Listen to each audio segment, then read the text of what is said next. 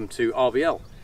You join us on this lovely sunny Easter weekend during lockdown. Now, luckily, before you all get your nicks in a twist, we are in or on private land away from everybody, and this is basically our area, so we're allowed to be here. So yeah, don't worry about it.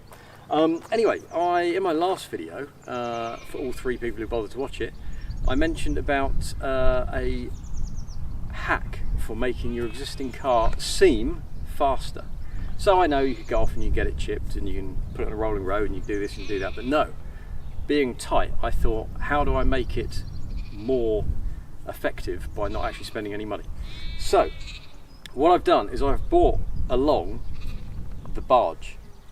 Now this does drive a little bit like a narrowboat, but I'll explain what I'm getting at here. So what you need for this hack is two cars. You need one that handles like an ocean liner and one that is more performance related, a bit more focused and a bit more driver focused and friendly.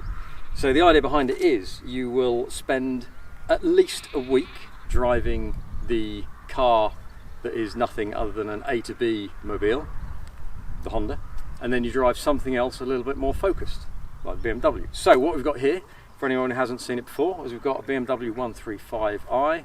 This has got the M54 engine, so this is the 3-litre twin turbo, and then we have a Honda 2-litre VTEC petrol.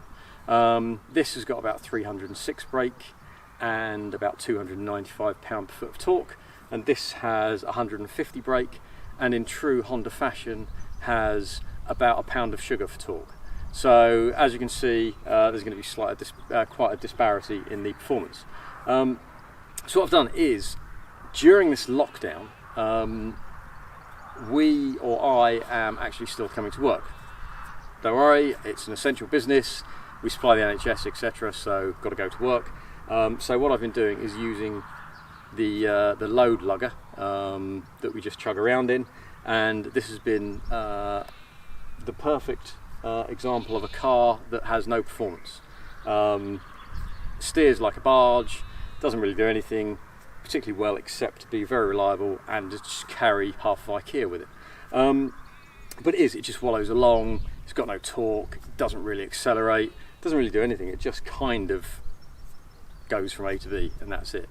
And I've been running in that for a week, and then what I found is I thought, oh, I'll give the BMW a quick run, and I ran that into work one day, and suddenly I was like, oh my god, this car is like a missile. This thing is epic.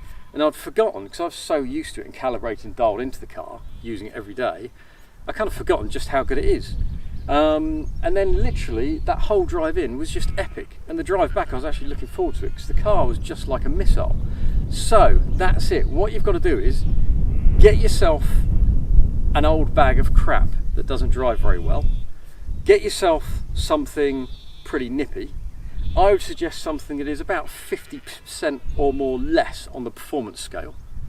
Then you've got to not drive the good car for at least a week, so you kind of forget and you're no longer dialed into that car. Then jump back in it and go for a thrash, and the car will seem epic. Now, okay, it won't last long because you soon get dialed back into it, but it's actually reminded me of just how good the BMW is. It was really weird, just how impressive it was and how much I'd forgotten because I was so dialed into it, just how quick it is and how much fun. So that's it. I know it's not the best hack because you do need two cars and you need the use of another car for a week, or go on holiday and make sure you rent the cheapest, worst car you possibly can for a week or so, and then come back, your car will seem epic. So you can thank me later. I've probably saved you a fortune. Instead of buying a new higher performance car or doing a load of modifications, just get yourself something that doesn't drive very well. This has been RVL. Thanks very much.